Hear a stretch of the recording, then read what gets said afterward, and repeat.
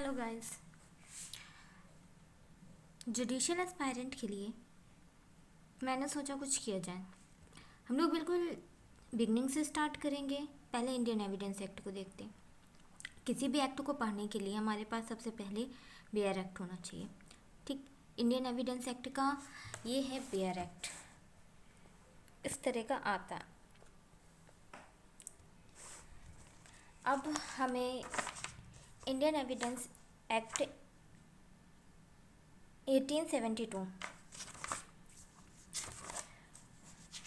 सबसे पहले हमें देख लेना चाहिए कि आखिर इंडियन एविडेंस एक्ट में है क्या।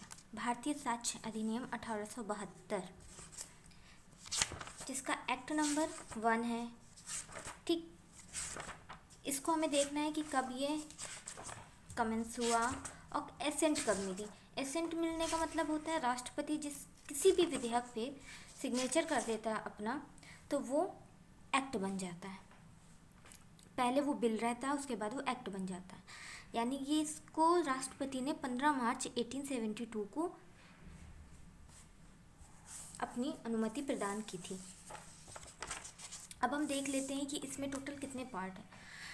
कभी कभी क्वेश्चन ऐसे भी आ जाता है कि इंडियन एविडेंस एक्ट में टोटल कितने पार्ट हैं, कितने चैप्टर हैं और कितने सेक्शंस हैं। सब किसी भी एक्ट को पढ़ने के लिए पहले हमें ये तो पता ही होना चाहिए कि किस में कितने चैप्टर हैं, कितने पार्ट हैं, कितने सेक्शंस हैं। तो इंडियन एविडेंस एक्ट में 3 भाग हैं, 3 पार्ट्स हैं, 11 चैप्टर हैं, 11 चैप्टर्स हैं और 167 सेक्शंस हैं। चलिए अब हम लोग एक सारे चीज़ों को देखते हैं। पहला पार्ट हमारा है रेलिवेंसी ऑफ फैक्ट से, तथ्यों की सुसंगति जिसे हिंदी में बोलते हैं। सेकंड पार्ट है ऑफ प्रूफ। थर्ड पार्ट है production and effect of evidence. First part है रेलिवेंसी ऑफ फैक्ट, जो बहुत इंपॉर्टेंट पार्ट है। ये सेक्शन 1 से लेके 55 तक है। ऑफ प्रूफ जो सेकंड पार्ट है, सेक्शन 56 से 100 तक है। थर्ड पार्ट है production and effect of evidence, जो 101 सेक्शन से 167 तक है। किसी भी कानून का जो पहला चैप्टर होता है, अप्रॉक्स वो प्रिलिमिनरी ही होता है, जिसमें सेक्शन 1 से लेके 4 तक ही होता है। अधिकतर देखने को मिल जाता है, ऐसा नहीं कह रही हूँ कि मैं सभी का होता है, अप्रॉक्स होता है।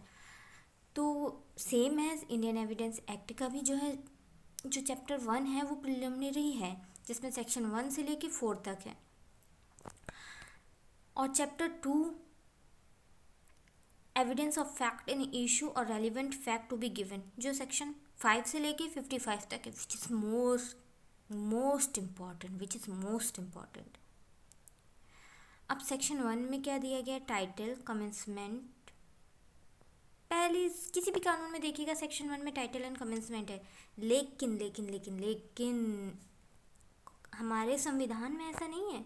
संविधान में आर्टिकल 392 में 393 में टाइटल दिया गया है, जाके देखिएगा। सेक्शन 2 रिपील्ड है 1938 के एक्ट से।